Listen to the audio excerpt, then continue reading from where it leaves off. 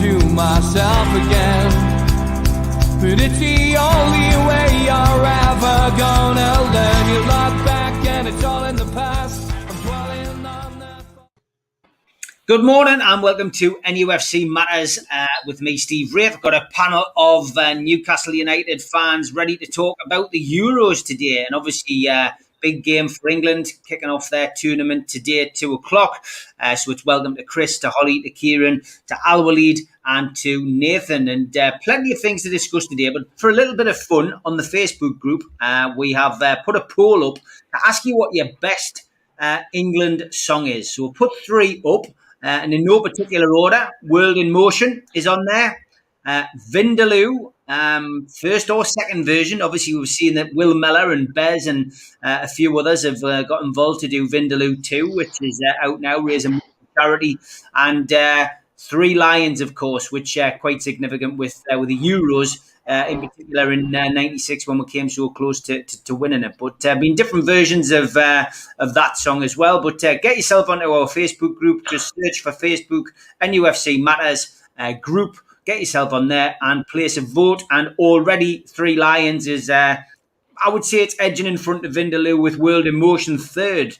So get your votes in and we'll announce who was won that at the end of the show. But I'm going to start with the story really that's dominated the Euros, Chris, and that is the collapse of Eriksen yesterday. I mean, I've got to be honest, I wasn't watching the game. I was actually watching a documentary I recorded about Everton Football Club yesterday, the Howard's Way, the Everton story, which is fascinating. If you've never watched it on Sky Documentaries, I thoroughly recommend watching it, about the glorious years they had in the 80s. But I actually got a text off the missus to say, what's happened to that footballer? So obviously I had the TV on that channel and stopped the programme, rewound it, and then managed to see the incident. And I've got to be honest, I had a tear in my eye because I was thinking, my God, he's died on the pitch. It's what it looked like. But what a tremendous effort by the skipper and the rest of the team, the referee, and then the medical staff. I mean, that was a life in their hands kind of moment, and they came out on top. Everybody who was involved in helping to stop the game, resuscitate Eriksen, get him off, protect his dignity, and then get him off the pitch. They all deserve some kind of honour for doing that. But it was horrific watching it, Chris. Yeah, exactly. You characterized it exactly right. It was a horrible situation, but it was handled extremely well by everyone involved on the pitch. I sort of, with my sort of TV broadcast background, I was sort of approaching it from, that what they were showing on TV was probably too much, and the pictures are controlled by the international broadcast feed. So I would have been in favor of them going back to the studio as soon as possible, so they weren't sort of giving you kind of the gory details of showing them on the pitch and what was going on around them. But fair play, everyone really stepped up in the stadium. The captain, as you said, was immediately there and cleared out his airway, and then so that he wouldn't choke on his tongue. And then they got the medics out there straight away to perform the CPR. Something you'd never want to see happen, worst nightmare on the pitch, but everyone really came to the rescue, and you saw sort of the best and the worst at the same time there. And of course, we're all thankful that he was conscious and alert, and they would never have gone on to finish the match unless they got sort of a clear sign from him, and he wanted them to finish the match. And it's a shame that they couldn't get a result there, but trying circumstances, you can imagine that Schmeichel and everyone else on the from the Denmark side was a bit rattled, and so the result is the least of their concerns, and they're just fortunate that he appears to be on his way to a recovery, which is what we all wanted. Yeah, I mean, Holly, were you watching the match live? Did you see the incident take place? Yeah, I was watching it live. It was horrible to see, to be honest. I think a lot of people thought that he wasn't going to pull through and he wasn't going to make it, because it did look that way at one point. Thankfully, by some miracle, the medical staff managed to save his life and he's turned around and now he's looking a little bit better, which is absolutely brilliant. And that Denmark team, I think all of them, and an absolute credit to their country, they acted just absolutely brilliantly, all of them. It must have been so hard for them to stand there, which you could visibly see that they were quite distressed, which anyone would be in that situation. But the fact that they managed to, just cover him over so people weren't looking at him and just try to help out in the situation as best as they can, I thought was excellent. There was negatives that came out of that situation, like, for example, what Chris touched on with the BBC. I thought it was a bit inappropriate for the length of time that they kind of covered that situation live, but ultimately you've just got to praise that Denmark side, because I thought it was absolutely fantastic. And also the fans, the Denmark and the Finland fans, I thought they were both excellent, because obviously we heard those chants and everything, so it was just really, really lovely to see that everyone came together. But just thank God that he's managed to pull around, because it was very, very worrying. I think it's one of the worst things I've ever seen in football live. Yeah, I mean, it was echoes, Kieran, of the Muamba situation, which we saw, a couple of seasons ago, a few seasons ago. And Muamba was actually on BBC Breakfast this morning, and he was watching the game, and he said, it sent, shudders down his spine and took him back to that day that, very similar thing happened to him. But yeah, credit to the team and to the captain. And I mean, they got his wife down, straight away onto the pitch, and it was just it was amazing. It was amazing to see the teamwork really from them. It was. I didn't agree with him when he was showing his wife. I think that was a bit disrespectful, really. Yeah. But his partner, not his wife. Partner, yeah. But to be fair, to the medical team, they've done really well. But when I was watching it live, I was lying down on the sofa, and I didn't really sort of make much of it. But when I seen them, the players like calling over help, this is when I thought, oh shit, something's seriously wrong here. And then obviously when you see them doing the CPR and all that, you just think, oh god, you fear the worst. But he's on the sound of things, he's doing a lot better in hospital, and he's just got to hope. I can't really see him playing again. To be honest, I think that could be it for him. Which, to be honest, it's not that important. The important thing is he's still alive. That's the main thing, isn't it? Yeah, it is. And Al Walid, I'm sure that those images went worldwide. I mean, he's an Inter Milan player now. Obviously, spent a lot of time at Tottenham Hotspur, but he's he's a very talented player and very fit. And I think the message that it probably comes across from that particular incident with us all is that it doesn't matter how fit you are, it can happen to anybody. But it's so important to be trained in CPR for those kind of situations. Actually, it was a scary moment. We love this player. We call him in Middle East the artist. When he was playing in the Tottenham,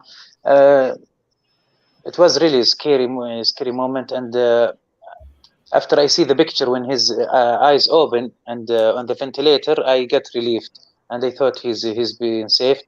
I tried to read many many news, but I want to know exactly why this happened to him, because we are just in starting of the Euro.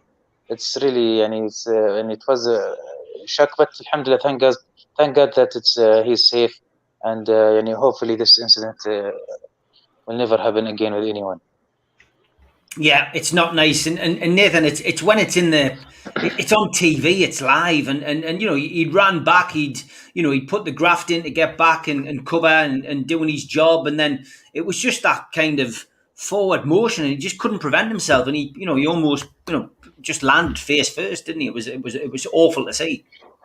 Yeah, I think like we've touched upon when it was Mark Vivian Foy who unfortunately didn't make it, and Fabrice Muamba, you do notice that kind of it was a very, as you said, it was a very sort of unnatural motion, wasn't it? And it does send a chill through you, doesn't it? Because you think that's not how you fall, is it? And that's not how you would stop yourself falling if you were sort of conscious. It happens when people go up for like a sort of an aerial collision, doesn't it? And they tend to get knocked out or something, and then they fall in like a horrible manner. And it's very sort of unsettling to see, isn't it? But yeah, I think as everyone said, I know some people have said that it's the BBC, but I think UEFA should be. I know the UEFA providing the images to the local TV stations. I think I'd echo what everyone else has said. I think UEFA should be ashamed of herself. It wasn't only the cameras that were on the sort of far side, which we the normal match view that was sort of zooming in, but we had these stadiums have the camera that's in the air, that's sort of the one that's on the sort of strings on the wires, and that was sort of circling over, wasn't it, at times to get a better view and stuff. And it was shocking to see. It was like, why are they doing that? It was it was circling over the top of the huddle of players there. I think it kind of tells you everything you need to know about the issues that we face as a sort of society with modern media. And they were far happier in sensationalizing in a life and death situation. They were far happier sensationalizing a story, rather than protecting and preserving someone's sort of dignity in that terrible situation. So I know a lot of people have made complaints to the BBC. I think the BBC could have gone back to the studio far quicker and just discussed it and kept us abreast of the situation with words, because it's something that we all didn't need to see. But yeah, I think it tells you a lot when these broadcasting companies would rather, they'll cut away after 2 seconds when you see a middle-aged fella's arse on the screen when he's doing a strip running across the pitch, but they'll show a man fighting for his life happily on the screen. It's very, very poor taste for me. Yeah, I agree. Voyeurism is one of those things which comes with cameras being in sports stadiums. But you're right, as soon as there's someone streaking, then it's, oh dear, we kind of look at that. But it was uncomfortable, and you got that from the likes of Gary Lineker in the studio. But yeah, as we've all said, great to see him alive, and obviously still a long road to go. But we wish him all the best in his recovery. And I was surprised the game went ahead. I think probably, just drawing a line under this particular subject, but I just thought it was a little bit bizarre that the game went ahead. I understand, the tournament has to go ahead, but I just thought, are those players in the best frame of mind to now go out and play football? I thought it was probably a little bit unfair on them. Surely they could have rescheduled that game, but it went ahead, and that's it now. We're just happy that he's okay. So I obviously want to talk a little bit about just one of the things as well that we've seen at the start of the tournament, Chris, and it's this. I'm not 100% sure what on earth this is, and who's driving it. Is it Dennis Wise? Because he's a very small man. I don't know. I just, there's always something in these tournaments, Chris, that makes you go, what on earth are they doing? And, I think it was it the Jack Charlton World Cup, I remember, in 1990, where they wouldn't allow them to have water, that have water breaks or whatever. And there's just always something comes in, which is ludicrous. And I think that's it this time round, a little ball. And I understand about sponsors, etc. But I mean, what did you make of that, Chris? Yeah, it's a bit bizarre, and I think it was designed exactly for what we're talking about now. I mean, if it had just been just the referees bringing the ball out on the pitch, we wouldn't be talking about it. It's a conversation piece. Every time they show it, they'll show the Volkswagen sponsor. So you know how marketing works. It's just to sort of get, I'm sure Volkswagen paid a lot of money for the rights to be put their logos to be put on the remote control car. But it's it's something to talk about. It's just the pure sort of, in these days, everyone wants to go viral, and they certainly went viral with, even people who weren't watching the Euros might have heard about the remote controlled Volkswagen, and that's the point. You hear Volkswagen, and that's worth a certain amount of money beyond what Volkswagen paid to put their logo on that little car. Yeah, I mean, Holly, I did laugh when I saw it, but I guess that's what it's all about, marketing, isn't it? It's got everybody talking about it. Yeah, I thought it was class, to be fair. I really like the little car. I mean, it is good, like, marketing from them, because then it gets everyone talking about it like it was all over Twitter and everything. And to be fair, it's quite a good idea, especially at the minute, because there's no ball boys with COVID. So that's kind of doing the job for them, I suppose. So I really like the little car. Hope to keep it. Would you like to see them at St James's Park, Holly? Yeah, I would. I don't think it'll catch on at all. Kieran, you're a man of reason. You can't like that car. Surely not. It was a bit strange, wasn't it? It was, to be fair, it was the last thing I was expecting to see, a car randomly just driving a picture of a ball. Am I right in saying that they're doing it every game? I read somewhere that they're doing it every game. That's right. Apparently, is that right? Is it remote control? Yeah, it's got to be. So obviously, there's nobody driving it. It's not like Grandpa in my pocket driving it or something. It's just how small it was. It really got me. It's just really random, wasn't it? Imagine if you get some kind of rogue person on it, Kieran, like, you know, just going, hey! That would be even better, that. Yeah, I mean, it could be dangerous. I mean, there's got to be insurance clauses in. You could end up ramming into somebody's shin or something, and you know, a game gets affected. But yeah, I mean, Al-Walid, have you ever seen anything like this in Saudi?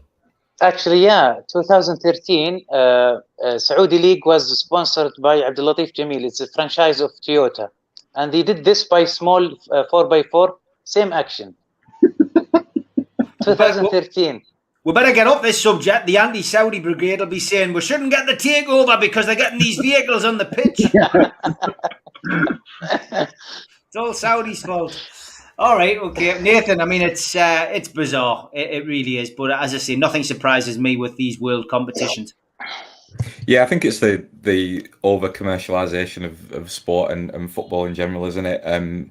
It's like we just get saturated with adverts, don't we? Now, if you consume a sports event, it's adverts upon adverts. I think this is sort of reminds me of, it's kind of one step away from this sort of American model that you see when you watch a lot of American sports, when they have, like, if you watch the NBA and NFL and stuff, they'll have like they'll have a replay, and the replay will be brought to you by Budweiser or brought to you by somebody, and they kind of segment all of it out, don't they, to be a different sponsor. So this is like the ball coming onto the pitch sponsored by Volkswagen kind of thing. But yeah, I work quite closely with quite a few marketers, and I know that the marketing teams for UEFA will be pleased with this, because like it or loathe it, it's got everybody talking, and that's the aim of the game, isn't it? So yeah, of course it is. All right, well, we've got a mixed bag of views there, but we'll keep an eye on St James's Park for Holly and see whether that comes in. It'd be interesting, certainly. Just an update on the poll. Get yourself onto our Facebook page, NUFC Matters Group. Add yourself to that, and we've asked you a question: what is the best England song? And obviously, the three options that I'd put up were "World in Motion," "Vindaloo," and "Three Lions," which is way out ahead. 60 votes for Three Lions, 23 for World in Motion. Vindaloo's on 21. Toot McFlute has added "On the Ball." That is horrendous. We're on the ball. It really is. Yeah, now I'm even singing it. But yeah, keep the votes coming in, and join our Facebook group if you want. Over 6,000 members on there. Well worth joining. Always plenty of banter and crack. And a couple of comments. Andrew Findlay says, all of these songs are shite, really, but World in Motion is the least shit, he says. And Ian Monaghan says, World in Motion is by far the best. So if you want to drop a comment in as well, I will read them out. Okay, then, Chris, you're not wearing an England shirt. I thought it was a Scotland shirt. What is it? It's a Greece shirt. I know Greece is not in the Euros, but they are a 2004 champion. So I'm I will back England when they play, but my international squad besides the US is Greece. So I'm just gonna rep this old. It's not quite old school, but it's more of an older kit. But I do have my England kit ready for the match. So good stuff. Yeah. Good stuff. All right. Well, I mean, obviously England's they've got home advantage, Chris. How important is that going to be? They're going to get an opportunity to play at Wembley today. Oh, I think it's massive. I mean, I think the way it works out, if they go like in the semis, they only have to play like one match away from Wembley the whole time. So from a sort of a logistics and sort of a getting your body in rhythm. It's big for them, we've been starved from having fans in the stadiums for most of the last 2 years. So it's definitely a home pitch advantage to have even 10,000 or 20,000 cheering fans in the stands for England. So it's their 12th man, or whatever you want to call it. Better to unless you have until you have a howler from Pickford or something, you're going to have the crowd behind you, and so it's always an advantage for England to be playing most, if not all, of their matches at home. Yeah, Holly. I mean, it's exciting, when England play in the big tournaments. I don't follow them a great deal in the friendlies. Are you much of an England fan? You've got your strip on there. Do you get as excited with the internationals as you do for the Newcastle games? Nowhere near as much as the Newcastle games, but I was struggling to get into the Euros, to be honest. I was just not really excited about it. But then last night I was just proper buzzing. And then obviously I know you mentioned the songs before, and I had 3 lines on, and then I was getting proper pumped up supporting England. Woke up this morning, I'm absolutely buzzing. I can't wait for the match. So I'm a lot more excited now. But I think it's just the case of what I've mentioned before on other shows. It's just the fact that we haven't had any Newcastle players in the England squad for so long. So we don't really feel that type of connection with England that maybe we did in the 90s. So that's why it's probably not as exciting for me. But now I am really looking forward to it, and especially the Scotland game. I can't wait for that one. I mean, you go home and away when we're allowed to. Is it something you've done? Have you been to England games? Is it something you think you'll start doing? England games. I've never actually been to an England game. I really want to go to one, and I think I would have went this year if full capacity had been allowed in. I tried to go in the World Cup in 2018, couldn't manage to get tickets for that. This year I definitely would have went with the amount of home games, but it's just unfortunate that they've only got about 20,000 in or whatever it is, so couldn't make it. But hopefully the next big tournament I definitely will go to that. Yeah, good stuff. All right, Kieran. I mean, look, is it coming home in your mind? Are you getting excited about it, or are you not much of an England fan? It doesn't, honestly, Steve. It doesn't bother me if England get beat. Whenever I watch England, I just feel like, I don't know about anyone else, I just feel like I'm a neutral watching it. Do you know what I mean? If they get beat, it doesn't really bother. But in the World Cup, I do enjoy the World Cup because you're playing good teams and all that. The Euros it's not, in my opinion, it's not quite as high profile as the World Cup was. In the World Cup, I just feel like even when we played in it, we didn't play well. We kind of fluked our way to the semi-final, and then it was just 2 really poor mistakes in that game. But I just don't have the same passion as I do for club football. I'm going to watch it at a pub with other people, but I suppose that it makes it a bit better when you're watching with other people. Because I'm not the only one. I do know a lot of people that, especially Newcastle fans, that they just, some of them, they prefer the club football, don't they? They have more passion for that than they do for England. So I'm not the only one. Yeah, okay. Al-Walid, is there much interest in the tournament as a whole across in Saudi? It's have a big. It's popular tournament. We all have favorite teams, national teams.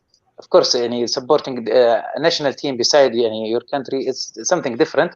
But for me, for example, I always supporting 3 teams in the Euros, which are England, Italy, and the Netherlands, Holland. This are always my favorite team, and I believe this time, I think since 2018, I think England did very great with the youth players. We see now, for example, now Manchester United, they're still trying to get Sancho signed. Borussia Dortmund, now they have 2 important players, Bellingham and Sancho. So, and they are still, I think, under 20 years old. So this, England really have great youth players. they deserve really. I think England only won World Cup once. They really need to win, and they deserve to win a major champion, and hopefully this year should be the one. Fingers crossed. Nath, are you, well, it's a tough question asking you going to a pub. I know what you're like, but are you looking forward to it? Do you get into the whole swing of it? Yeah, I do when the big tournaments come around. I did a lot when I was a lot younger, like a lot of the older Euro tournaments and the World Cups and stuff, and being bitterly disappointed every 2 years was kind of the norm, wasn't it? To getting knocked out in quarterfinals and stuff like that, and losing on penalties to Portugal twice in a row. That was tough to take, wasn't it? I remember when the Portugal's keeper put us out, didn't he, with the penalty that he scored. But yeah, I do try and get into it. I find it quite difficult with the friendlies and the qualifiers, because you look at the team that they've got and you think that, you know, we should be blowing a lot of these teams away with the players that we've got, and we'll typically in qualifying we'll be against a lot of sort of lower rated teams from round and about Europe, and we always make. I know we get good results and we get the points on the board, but the football's never great, is it really? It's never really. We don't really tend to blow teams away, and you think with the players that we've got, we should be able to do that. I've always felt with England that for me the difficulty has been with the managers that we've had, and there's been times where we've had kind of core groups of players that have been really good, and we've just wasted them on really shit managers. Like the sort of golden generation that we had, I felt was sort of wasted on the likes of Sven and Capello after him and in between. And then this group of players, for me, I don't think Southgate should have been here after the World Cup. I know we got to where we got to in the World Cup and it was further than we'd done before, but the football wasn't very good. And I think that his sort of poor game management saw us drop out of that tournament. We should have got to. We had such an easy route to the final, but we made an absolute meal of it, didn't we? In the semis against Croatia, with the bad tactics that he decided to employ with Henderson in the middle on his own at times. But for me, I think, you know, we're looking at this tournament. We've got to, if we end up winning the group, we've got a very difficult run, haven't we, to get beyond the last 16. So yeah, I think I do enjoy it. I do get into it, and I think obviously you can't help but be wrapped up in it in the weeks leading up to the tournament when the hype starts building. Yeah, it's the hype, isn't it? I think sometimes, in fact most of the time, it's the press that give you that false narrative, Nathan. Yeah, definitely. I think it's the way that, you know, if you listen to our media at all, every tournament we go into, you feel like you've got a really good chance, even when we've not had the best squads. But this squad is looking really good.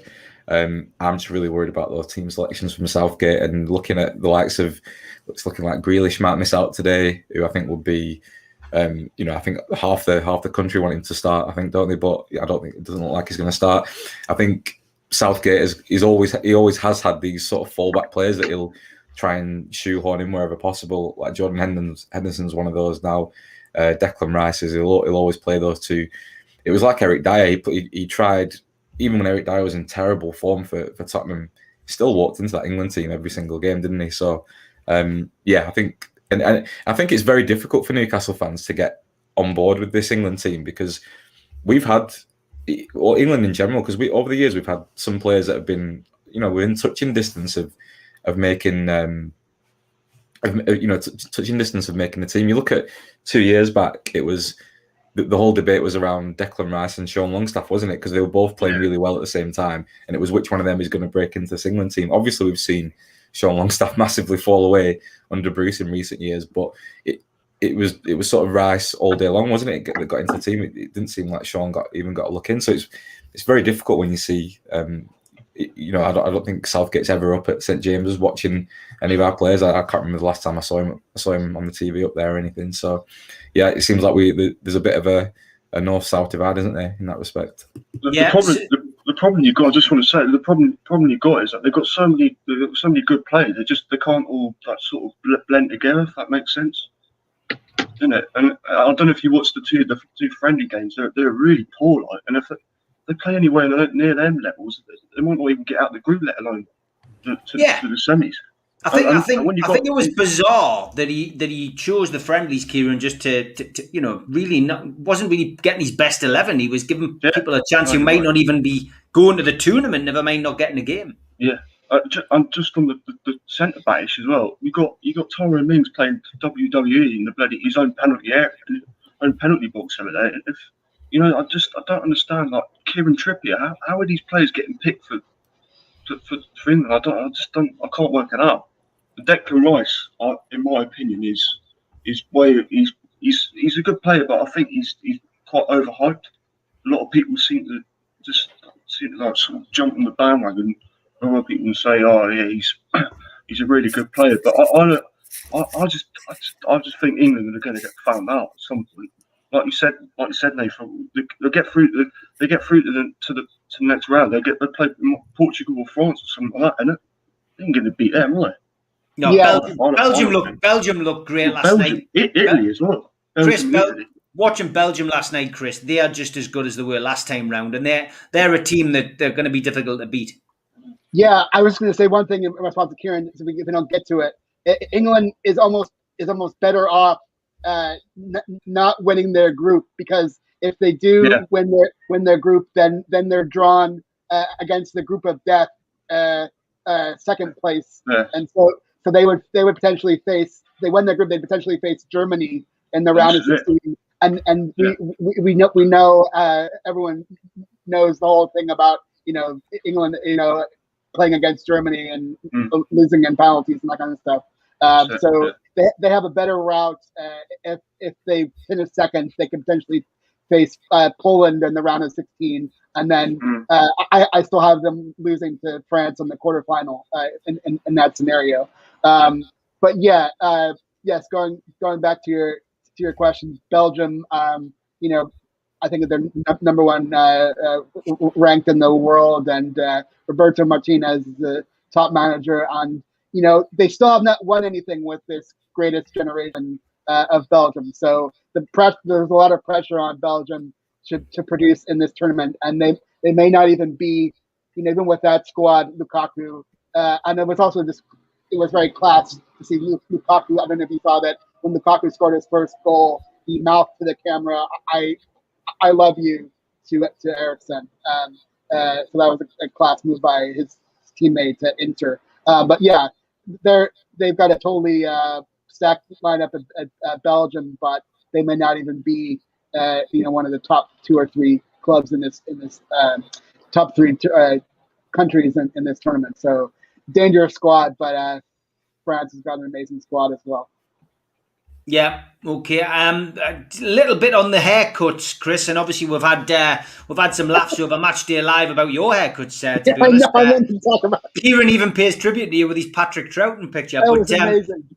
What did you make of Phil Foden's haircut, Chris? As you know, Steve, I'm a big Gaza supporter. Always backed him. So it's hard to see. There's no one that can sort of do a Gaza. Gaza was one of a kind, and Foden's sort of faux tribute is doesn't quite match up. But I think with Foden, he just needs to have play well on the pitch, and sort of given his past extracurriculars when the England squad, just needs to perform on the pitch and sort of keep the other stuff kind of on the down low. So he has the potential to be. You had Mick Lowe's on. He answered the question about the talisman. He has the potential to be sort of England's player of the tournament if Southgate plays him correctly. So it's sort of like it's either going to have sort of feast or famine from him. He'll either have a great tournament and be sort of England's star, or could be a total washout. And people saying like, have we given this guy too much too soon? And is he really all that? I think he's a fantastic player. It's just, let's see how he does under pressure. I think he's one of the England players that's really sort of under scrutiny. Okay, what was your take on the old haircut? I mean, it got a lot of publicity, Holly. The Foden haircut. He's a young man. He's very talented, great player. A lot of people talking about Grealish, but I still think Foden could be the man for England this time round. But did you like his haircut? Yeah, Foden's had a fair few comparisons to Gaza, and I think in some aspects he does have that style of play. I don't think he's anywhere near as good as Gaza, but there is potential there, and you never know if he could match his level. But to pay tribute to him, you love to see it, really, because there's not much of kind of a Newcastle vibe to that England squad, like I mentioned before, and anything that we can get in terms of Newcastle, even if it is a haircut, why not?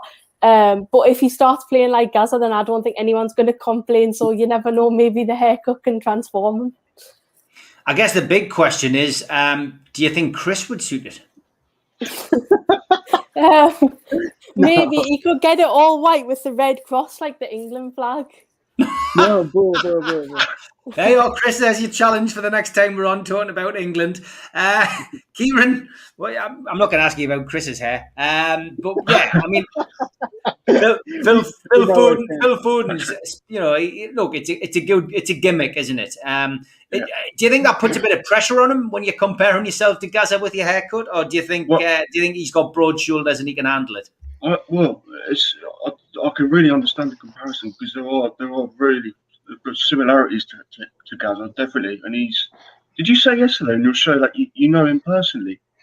Yeah, I know him. I know him in Connor-Cody. When I was working with Rafa, I got to know them because they look after Rafa's agent, etc. looks after those players, So it's they represent them. But I've got to know the guys, and they're both good lads.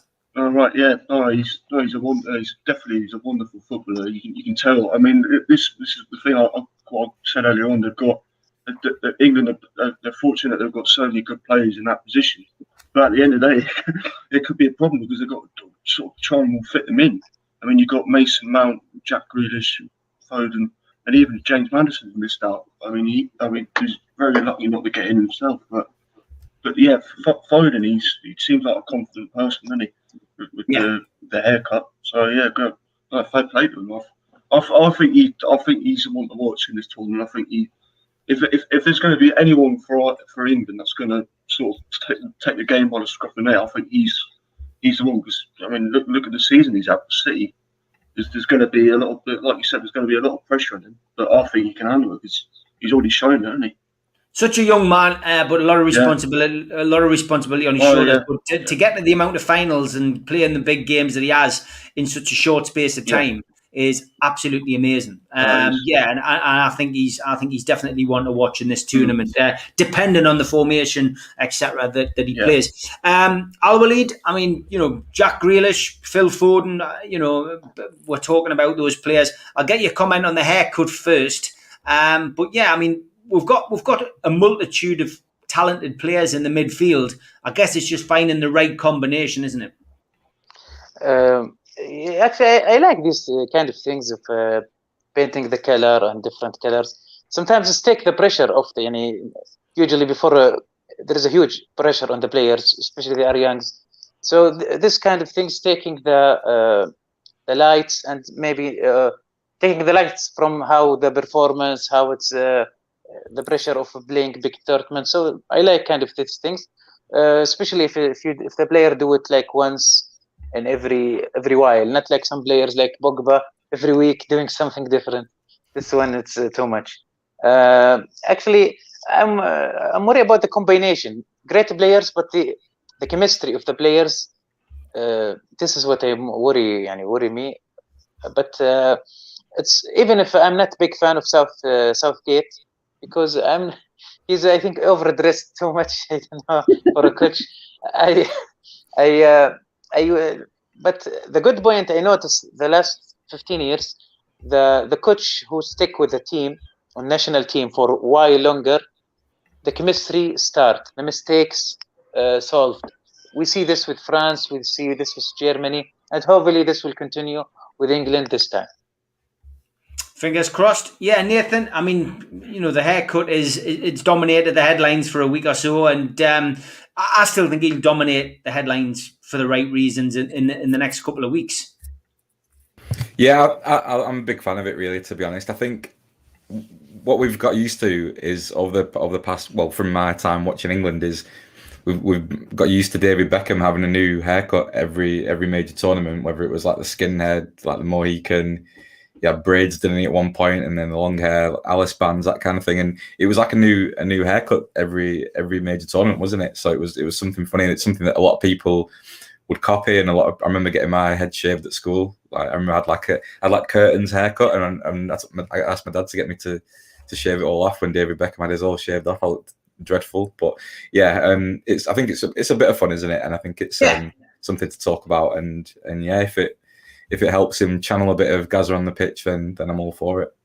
Yeah, I agree 100%. Get your votes in. I've got about 10 minutes left for the best England song ever, and I'll read them out with about 10 minutes to go. Currently in the lead, and looks like it's a landslide, this. Three Lions, 98 votes. World in Motion, 31 votes. Vindaloo, 26 votes. So second place still up for grabs. Toot McFlute, as I said, did add On the Ball, and Joe Ness has added Noble England by Rick Mail. That really did pass me by. I've got to be honest. I'll have to find that and listen to it, because I can't actually remember it.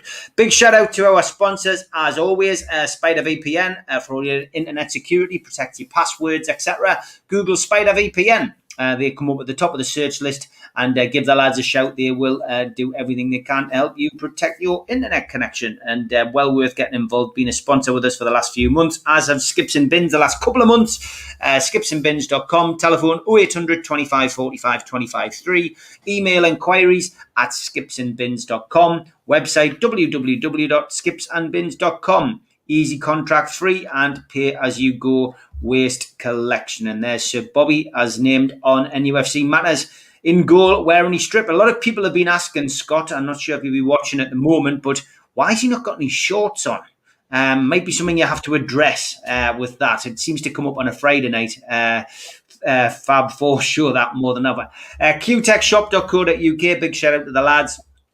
John and the lads there for everything they do, makers of pool tables and snooker tables in Wallsend. And big shout out to Jab Signature as well. And if you're a first-time visitor to the channel, hit the Newcastle Legends logo in the bottom right-hand corner. And that's it. You can subscribe for free. Hit the thumbs up to like the channel, and click the share button to share. Drop into the comments. You can meet like-minded Newcastle and England fans today. And there is a matchday bucket, same website address, NUFC fans, foodbank.co.uk. But there is an England matchday bucket in operation from 2 o'clock today. Get yourself on, drop some money in, and you will be entered into the prize draw for the watch, which will be drawn at the 24-hour pool competition at Spot White on Friday the 6th of August by Keith Patterson. If you want to get onto our website as well, nufcmatters.com, which is, of course, run by the lads at QTech, you'll be able to get our latest T-shirts in, including that rather fetching Zebra one. And the best-selling T-shirt, of course, is the Cult T-shirt.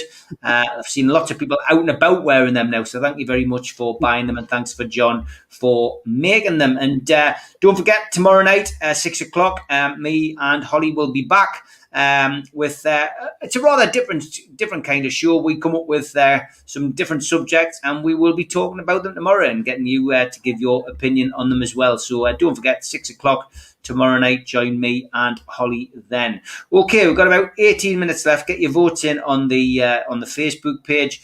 I guess, Chris, let's look at England's chances, and have England got a chance of winning it, do you think, this tournament? No. I mean, it would. They'd have to, sort of, everything would have to go right for them. And since '66, we all know that even with the best England squads have come up a little bit short. So I would love it, to go to our Camp Keegan to see it, but I don't see it happening. There's just too many loaded squads. France, I think Italy showed up very well in their opening match.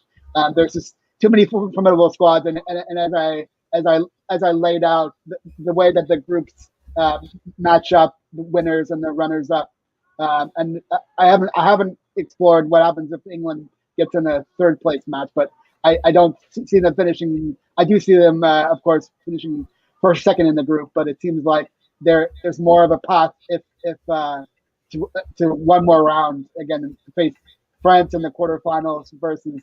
Would you rather have France in the quarterfinals or Germany in the round of 16? So that's kind of a pick your poison in terms of whether England finishes top of the group or second in the group to Croatia, which is how I have it. Who's going to win it then, Chris? In your mind, the tournament? Let's see. I've got France over Germany in the final with my semifinalists were I have one semi Belgium and France and one semi Germany and Portugal, with Germany beating Portugal and France beating Belgium. I would favor the France or Belgium. The winner of that match, the semi, will be my champion. So I'll say France. Okay, good stuff. Comprehensive detail there from you as always. Really, Holly, what's your take then? Are England capable of winning this tournament? I think that they should be. They've got luck on their side with obviously the fact that we're playing at home. I think we've got a decent squad, but I don't think we will win it, unfortunately. But never say never. I just think there's some teams that are better than us. You know, Italy is a team that I'm certainly thinking is up there. Also France and Portugal as well. I think those three are all probably better than England. So I think we'll make it far in the competition. But I don't think we'll have enough to win it, unfortunately. And I think that'll be partly down to Gareth Southgate's squad selection, because I'm not a fan of Gareth Southgate, and I don't think he always picks the best squad to get the most out of the players that we have. I don't think he makes the best use of what we've got at England. So unfortunately, I think we'll get knocked out eventually, but I still think we have potential to go far. Who's going to win it then, Holly? Probably France. I'll agree with Chris. Or if not France, I think Italy will be second choice. Okay, yeah, some strong teams as always. Kieran, then over to you, mate. First of all, are England gonna win this? I think they've got a chance, but I personally just think they're going to come up against at some point. They're going to come up against a better team, and that'll probably be when they get out. If they get out the group, I just really fearful for this defence. I just think they're going to get found out then. With like Tyrone Mings and Kieran Trippier and people like that, I do like Ben White from Brighton. I think I would personally, I would have him in until Harry Maguire comes back. I would have him in because I think he's better. I think he's better in Mings, definitely. It's just a case of who you partner with, and I think probably you're probably going to be someone like Stones, unless you go with a back three. Stones, White, or someone Cody or something like that. But I don't know. I think they're just gonna come up against a better team. And like I said, I think, in my opinion, I think it will be whoever to win. I think it'll be France, because the squad depth that they've got is quite frightening, really. And a good shout early on at Belgium last night. I mean, they look really good as well, and that was without De Bruyne as well, which I mean, it's just, you know, there's going to be. I just think there's better teams.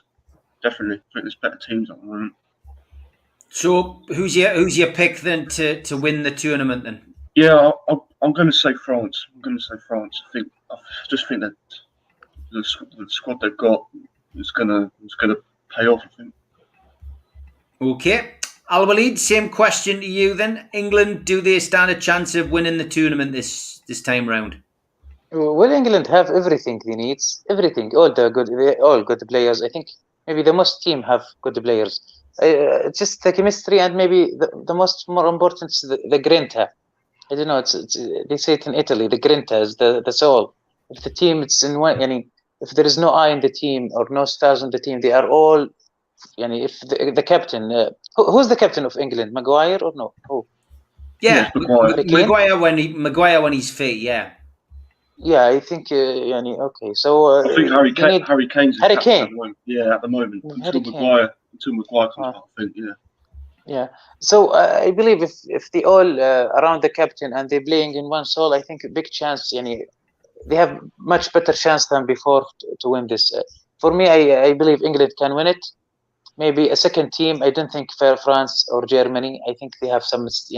I don't think they can. I don't think they will win it. Maybe it's Italy as a second team. Okay, I'm quite surprised a lot of people going for France. I think, me personally, I cannot see past, Belgium. I think Belgium's real threat in this competition. Nathan, what about you? England, can they win it? I mean, I want to believe. I always do believe that we have got a chance of winning. I think I touched upon it earlier in the World Cup. We had quite an easy run to the semi-finals in the World Cup. But if you look at this tournament, the way it's going to pan out, if you've got us winning our group, then we're going to run into probably either Germany or France in the round of 16, and then after that, I think we play the winners of the other bracket. Then will probably be like the winners of like Spain or Austria, one of those teams. So then you're probably looking at Spain in the quarters. And then the teams that come in that would meet us in the semis, that probably look from the teams that in and around that part of the group, it would be like the Netherlands, and then the final. It looks like it would be against one of Belgium, Italy, or France. So one of those. So if we're going to win it, we've got to beat all the best teams that are in it.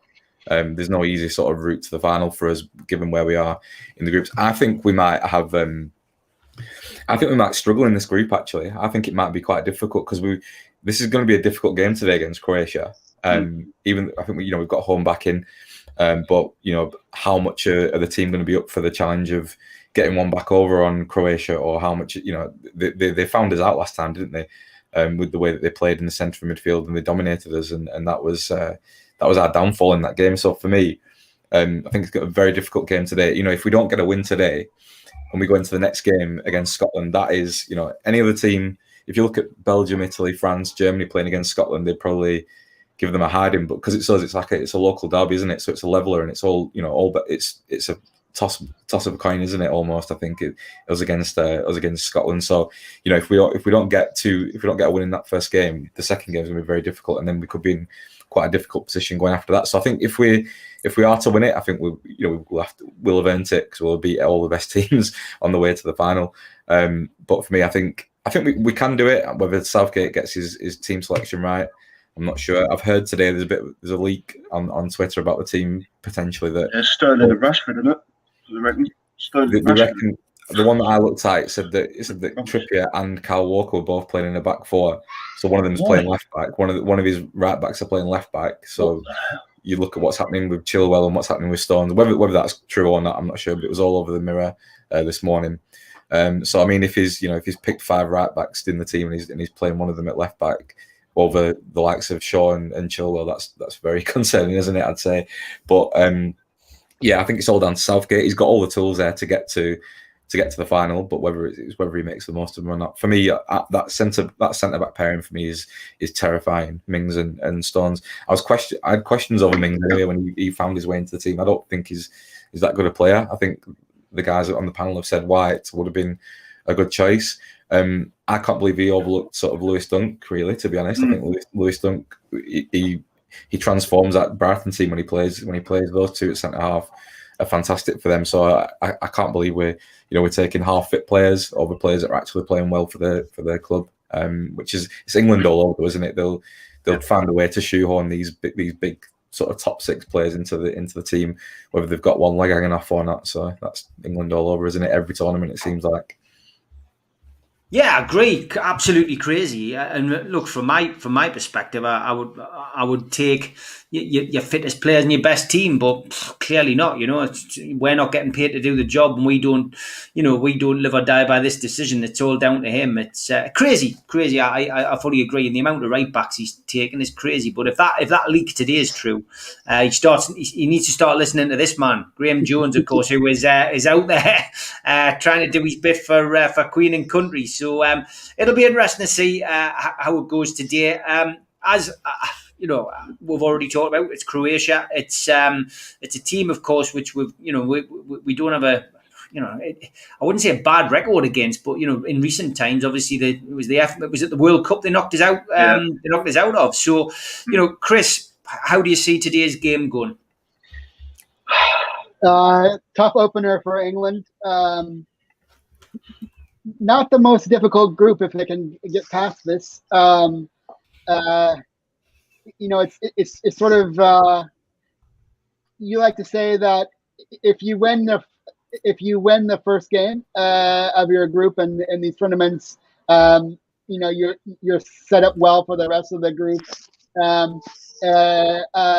But if you lose the first game, it's not a must win, but it certainly makes the rest of the tournament easier if England does win. But again, I would go back to this idea that they are better off finishing second in the group.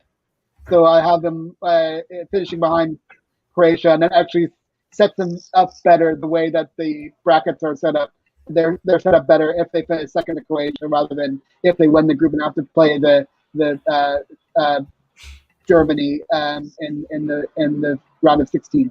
So I would favor them today, slight favorite, but it's not the worst if they end up finishing behind Croatia in the group. Give us a prediction. Prediction. I'm going to say 2-1 England. Okay, 2-1 England. That's the same scoreline I've gone for. Holly? I think it's going to be a very difficult game, but I think England will manage to win it 1-0. I don't agree with Chris, to be honest. I think the running that we've got is quite hard. I think there's some difficult teams in that group. But I think we have got a good chance to win the group, and hopefully we do. But I'd love to see us get a bit of payback against Croatia today, and I think we are capable of it. So I'll go for that 1-0 win. Okay, Kieran? I think it's going to be a 1-1 draw this game. I mean, it wouldn't be a disaster to lose, but what they can't afford to do is lose the game, because then they've got to go to the Scotland game and win. So what you don't want is then Scotland really getting a result against us, which I think a lot of people won't be happy with that. But I do think it's going to be a draw this game. I think a lot of people are getting far too ahead of themselves, saying they're going to win 3 or 4-0. I just think where are they getting that ultimately from? But I think it will be a draw today. This one. Okay, and Al-Walid, your prediction for today's game? Yeah, I almost say 2-0 Newcastle. 2-0 England. 2-0 England. Okay, and Nathan? Yeah, I agree with what Holly said. I think it's a very difficult group for us. We might have that sort of on the back of our minds that the way that they dumped us out of the World Cup 2 years ago, and that if we don't get a result today going into that Scotland game, that's like I said, it's a toss of a coin, that game, because Scotland will be well up for it. That's their cup final, isn't it, against us next week? So I think last time Modric was, he was really busy, wasn't he? He sort of rolled back the clock, didn't he? It was the Modric that we've seen in the Premier League, and he was pulling all the strings, wasn't he, in that game? And I think Perisic caused all manner of problems for our centre halves, and I'm very worried about, like as we talked about, Stones and Mings dealing with those two. I think it'll be typical England. I think in recent memory, it seems like we go 1-0, we nick an early goal, look quite good, and then we tend to concede and look dreadful for sort of 70 minutes of the game. And I think we might just nick one towards the end. So I'm going to say 2-1 to England. 2-1 as well. Wishful thinking, yeah. Yeah, no, I'm going 2-1. I'm going 2-1 England as well. Okay, just to announce the winner of the question I asked on the poll. Thanks to everybody who joined in. Join the NUFC Matters group on Facebook. I asked you, what is the best England song ever? And in third place came Vindaloo, and in second place came World in Motion, and in third place with over 100 votes came Three Lions. So over overriding result that by at least 65 clear votes. So thanks to everybody for joining in. Finish up on this one because Darren Cowan asked this question to Mick Lowes yesterday. So just a quick answer on this, everybody, before we finish. And that is, can you ask the panel question I asked yesterday on the national anthem? And he basically said, is it time to ditch our national anthem, God Save the Queen, Chris? Because a lot of people feel that it's a little bit old and we could have a more uplifting one. Spenny Mag, who's in the chat, good to see. He completely disagrees. I've got to say, I prefer God Save the Queen. Yeah, it's not quite for me since I'm not English to weigh in on this, but I'm going to say that the rugby does use Jerusalem. I favor Jerusalem over God Save the Queen. Okay, Holly? No, I think we should stick with the national anthem. I think it's what we've always had, so why would we change it? There's a few people that make the same argument about Newcastle with Blade and Races, which I also heavily disagree with. It's our traditional song, stick with it. There's no need to change it. Okay, Kieran? Yeah, just stick with it. There's no point changing it, is there? Yeah, definitely not. I think it's our national anthem. You don't start messing around with that. Al-Walid, obviously you're not, you don't live in this country, but what's your view? Is it a good national anthem? Do you think, God Save the Queen? I'm not saying it's not appropriate. I think to just change it. This is not the kind of thing you change. It's nice and great to be classic. So I feel it should be the same. Okay, and Nathan, just before Chris gets arrested.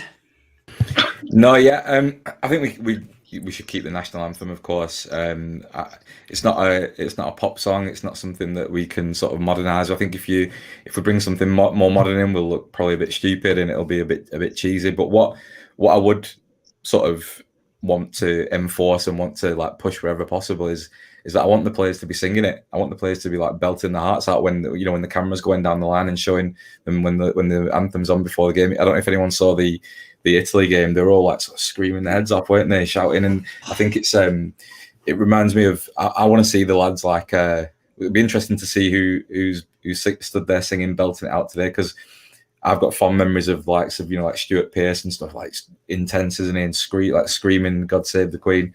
That's what I want to see from the guys. I don't want to, it seems like they're more bothered about how they look on TV, but we need to see that passion, don't we? So if I was Southgate, I'd be demanding that the players get involved and show some passion, because we all will be at home, won't we? So yeah, 100%. I'll be standing in front of me telly like that, like Benny Hill. But yeah, fingers crossed it's a result today. Thanks to you all for giving up an hour of your Sunday to chat about it. I'm back, as I said, 6 o'clock tomorrow night with Holly. And thanks, guys. Enjoy the game. Enjoy the game. Thanks, guys.